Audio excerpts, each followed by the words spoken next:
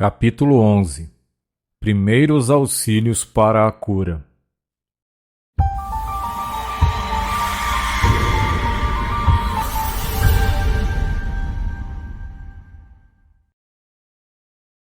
Você não vai aprender a curar com o uso de regras ou fórmulas estabelecidas, pois o poder de cura só vem para aqueles que elevam o pensamento a um estado mais elevado de consciência. Você deve se convencer de que a matéria é móvel e plástica ao movimento do espírito. Os ocultistas sempre acreditaram na mobilidade da matéria, e agora a ciência física está confirmando essa crença. Mostrou-nos que a matéria, quando reduzida ao máximo, é uma agregação ou conjunto de elétrons ou íons, que são partículas tão pequenas, tão elétricas, que são infinitamente plásticas. Esses elétrons ou íons se combinam para formar átomos ou moléculas, e estão sempre em um turbilhão de movimento vorticular. Uma massa de pedra, embora aparentemente fixa e sólida, está realmente em constante agitação em si mesma, sendo essa agitação causada pelo turbilhão de suas partículas constituintes. Não percebendo esse movimento, pensamos na pedra como uma massa sólida de matéria inanimada. Nunca houve equívoco maior. O Dr. Paul Gibier, do Instituto Pasteur, diz com muita verdade: somos incessantemente enganados pelas aparências gerais. Isso é o que chamamos de realidade. O Dr. Gibier, é claro, não se refere à realidade em si, mas ao que se chama de realidade, e depende do testemunho dos sentidos. Se em vez da ilusão sensorial pudéssemos ver o estado real da pedra, a agitação constante, o turbilhão vorticular, saberíamos que seus elétrons em sua atividade estão intimamente relacionados às vibrações da mente em sua finura e sutileza de movimento, e não devemos sentir que é impossível afetar nem mesmo uma pedra pela ação da mente sobre ela. Então, vendo essa verdade sobre a matéria e a mente, devemos saber com certeza que a mente pode mudar os elétrons do corpo e até mesmo a sua estrutura óssea, pois o osso tem mais plasticidade do que uma pedra. Deus manifesta seu espírito nesta terra através da matéria, e só é conhecido por nós em termos de tempo e espaço. Os pensamentos têm forma e são, portanto, matéria, pois o próprio espírito não tem forma, embora anime as formas. Os pensamentos são formas elevadas de matéria e dominam as formas inferiores. À medida que chamamos mais o espírito à manifestação em nossos pensamentos, maior se torna nosso controle sobre as coisas materiais. Foi assim que Jesus andou sobre as águas, curou os enfermos, ressuscitou os mortos, transformou a água em vinho e acalmou a tempestade. Foi assim que ele realizou todos os seus milagres. O homem aprendeu como fazer a matéria agir sobre a matéria por meios mecânicos, mas agora está aprendendo a uma lei superior pela qual o espírito age através da mente diretamente sobre a matéria sem intervenção mecânica, mudando sua forma, anulando sua destrutividade, aumentando sua construtividade e tornando totalmente obediente ao comando espiritual.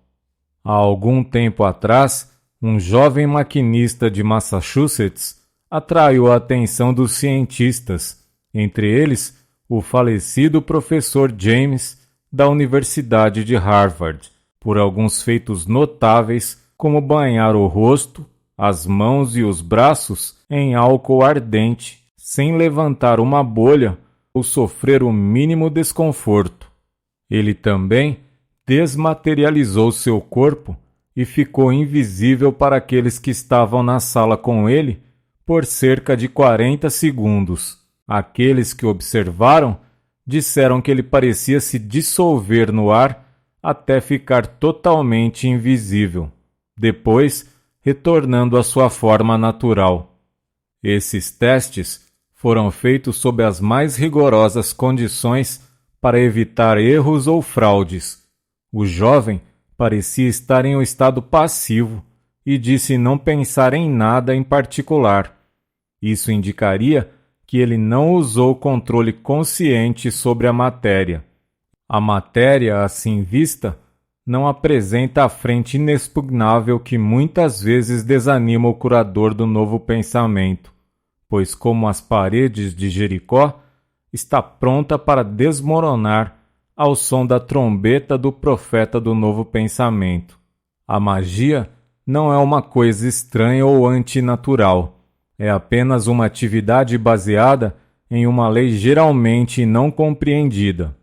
O poder mágico do sono se deve a uma lei da mente subconsciente, pela qual ela elabora as sugestões que lhe são dadas pela mente consciente e o faz com mais eficácia durante o sono, por razões que explicarei mais adiante. Um grande motor pode ser colocado em movimento com o toque de um dedo em uma alavanca de controle.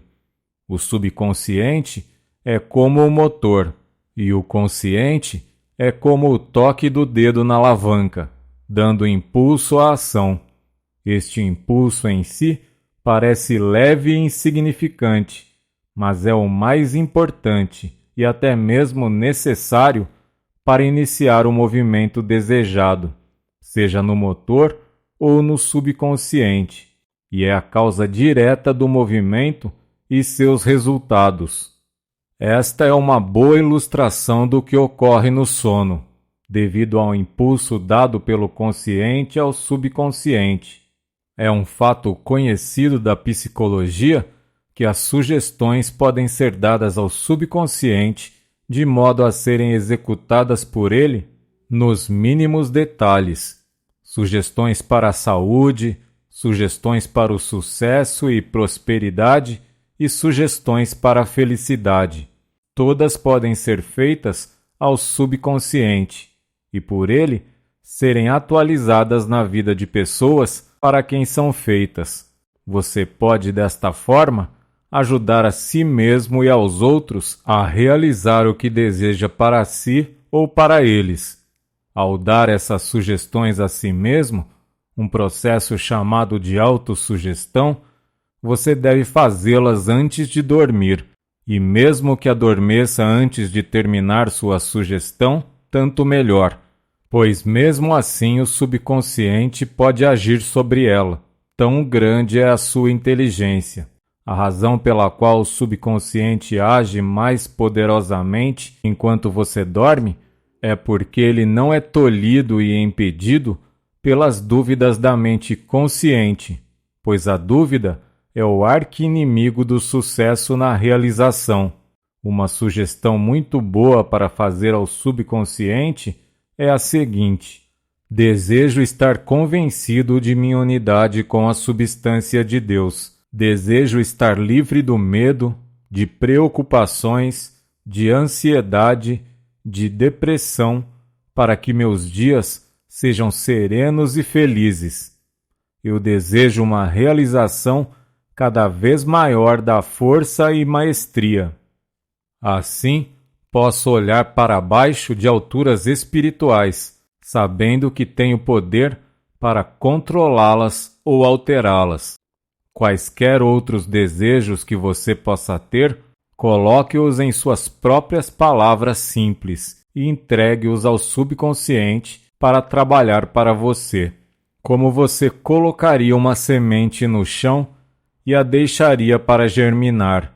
Você só pode colocá-la no chão. Você não pode fazer com que a semente se abra e empurre para cima. Isso está além do seu esforço pessoal. Assim é com as sementes de sugestão que você planta no subconsciente. Outro socorro à cura está na compreensão do movimento imperceptível. Estudantes e pacientes são muitas vezes desencorajados porque por algum tempo não percebem nenhum efeito positivo do estudo ou do tratamento. Eles devem então ser encorajados aprendendo alguns fatos relacionados com o movimento imperceptível. Eles devem ser lembrados do movimento constante em nossos corpos, do qual não temos consciência. O que, por exemplo, sabemos sobre o rápido fluxo do sangue pelas veias e artérias? O que sabemos da atividade constante na construção de tecidos corporais? Células estão sendo demolidas e novas são construídas, mas isso é imperceptível para nós. Muitos dos movimentos corporais podem ser completamente revolucionados sem o nosso conhecimento, até mais tarde, quando notamos uma melhora na saúde. Os pacientes, às vezes, interrompem o tratamento enquanto toda essa maravilhosa atividade de recuperação está acontecendo de maneira imperceptível. E quando o tratamento é interrompido assim, o resultado externo nunca se manifesta e o paciente pensa erroneamente que o tratamento não teve efeito, enquanto teve efeito, mas apenas interiormente. A ação do pensamento é imperceptível, por isso é difícil para nós perceber que há uma força. No imenso trato do subconsciente, há sempre movimento que é imperceptível. Não vemos e sentimos o pensamento quando ele sai para nos trazer o nosso ou realizar sua missão de cura. E há grandes poderes trabalhando dentro de nós, dos quais a mente consciente não tem ideia. Estamos sobre um planeta aparentemente quieto e estacionário, e, no entanto, estamos voando pelo espaço com incrível velocidade, mas esse movimento é imperceptível para nós. Você acha então difícil acreditar que outro movimento possa ser igualmente imperceptível e que a aparência de inação possa ser tão ilusória quanto a da Terra parecendo estacionária?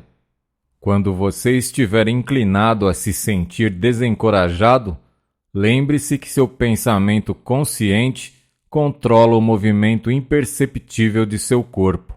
A depressão e o desânimo têm um efeito ruim sobre esse movimento, enquanto a esperança e a coragem têm um efeito bom e estimulam a recuperação. Vou repetir aqui para seu encorajamento algo que aludi em um capítulo anterior. O professor Bose, da Universidade de Calcutá, ao fazer experimentos com plantas, construiu um engenhoso instrumento pelo qual podia medir seu crescimento, embora o processo, como você sabe, seja imperceptível a olho nu. Notamos que uma planta cresceu, mas não a vemos no ato de crescer, porque a extensão é tão pequena no instante que está além de nossa percepção. Mas, como eu disse, o professor Bose conseguiu obter uma medida por meio do instrumento que ele fez para o efeito, e foi isso que ele descobriu. Uma planta cresce por 5 segundos e depois encolhe por 5 segundos. Em seguida, permanece imóvel por 10 segundos, após o que começa a crescer novamente e repete o processo que acabamos de descrever. Ao encolher, seu movimento é mais lento do que ao crescer. Portanto, nos 5 segundos de encolhimento, ela não desce até o ponto onde começou. Se isso acontecesse, é claro, não haveria aumento de altura. A cada empurrão para cima, ela ganha algo sobre a quantidade de encolhimento, e esse ganho constitui a medida exata de seu crescimento ao final de 20 segundos, dados para empurrar para cima, encolher e permanecer imóvel. Todo esse movimento é imperceptível para nós e, no entanto, depois de um tempo dizemos: nossa, como essa planta cresceu! Sempre supusemos que as plantas cresciam, nunca sonhando que encolhiam e até paravam de crescer completamente por um tempo. Descobri há muito tempo a operação desta lei no crescimento mental e espiritual, e a mencionei em meus escritos, dizendo que o pensamento de cura puxava os átomos do corpo de um paciente para um novo ajuste, e então a inércia dos átomos os puxava de volta para seu antigo ajuste insalubre. Então, se o tratamento continuasse, o pensamento de cura puxava os átomos de volta para a posição de saúde, e novamente a inércia os levava ao estado de degeneração e doença. Mas, finalmente, se o tratamento continuasse, a virada para a saúde se tornava tão forte e irresistível que superava a tendência de retroceder a condições negativas. Eu sabia que isso era verdade, e agora encontro confirmação na pesquisa da ciência física. Observe que o período sem esforço com a planta dura enquanto seu impulso para cima e para baixo juntos. Observe também que a planta gasta 3 vezes o número de segundos encolhendo e permanecendo estacionária do que ela dá para crescer. Ao todo, 20 segundos são dados a uma rodada e apenas 5 segundos desse tempo são dados ao crescimento. Se o seu tempo de retrocesso e de inação lhe parece longo, a planta tem o mesmo e, no entanto, apesar disso, ela cresce e você também. Quando eu digo você vai crescer, significa que você abrirá caminho mentalmente para os planos do ser que são elevados e positivos para a fraqueza e a doença, e dessa forma você os superará, isto é, você crescerá acima deles. A planta não sabe o suficiente para raciocinar, duvidar e se preocupar com sua maneira de crescer. Ela simplesmente obedece à lei inconscientemente e, ao fazê-lo, ganha e cresce diante dos retrocessos e paralisações. O homem está agora na era do crescimento consciente e pode promover ou impedir seu avanço pela natureza. Ele está aprendendo rapidamente a lei do crescimento e começando a usá-la para acelerar o seu progresso. À medida que ele aprende mais sobre essa lei, ele verá que recuar diante da realização não significa que ele não alcançará o seu objetivo em última análise. Nem um longo período de não fazer nada ou não chegar a lugar nenhum invalida o resultado final benéfico. Se em vez de converter esses tempos em períodos de depressão e desânimo, eles os considerar como tempos de armazenamento de energia, ele reconhecerá que realmente são e aumentará sua receptividade ao influxo de energia e será capaz de fazer ainda mais por causa do período imóvel.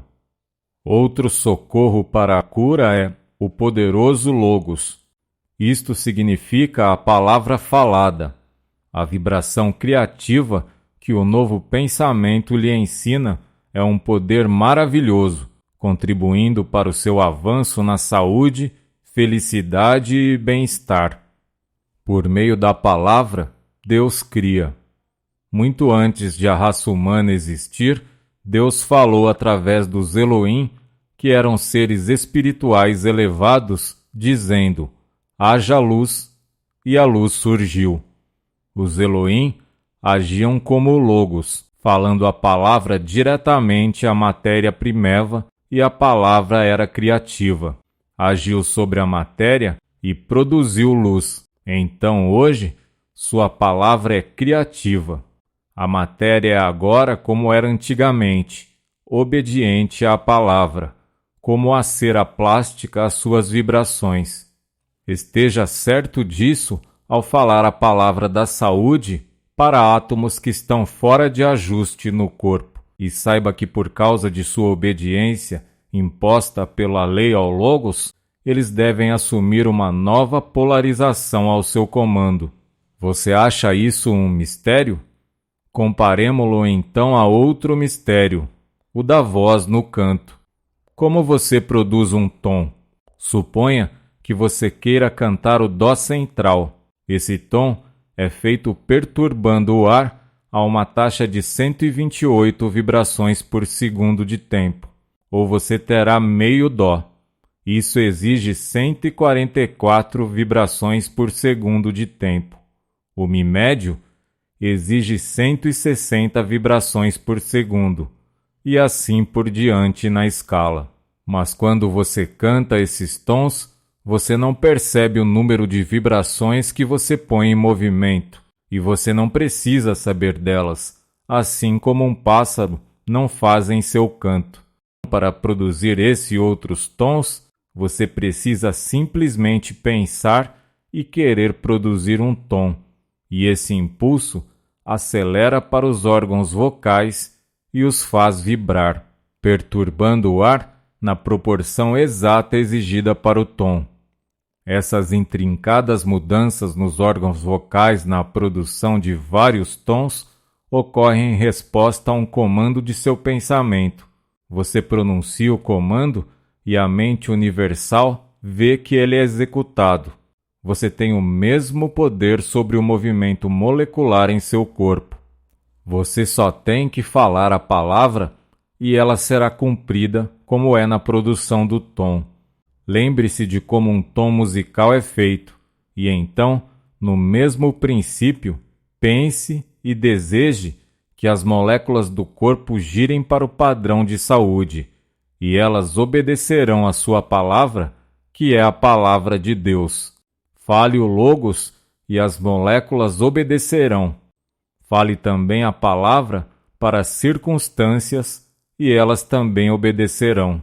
Deus canta através de você, e Ele também falará através de você.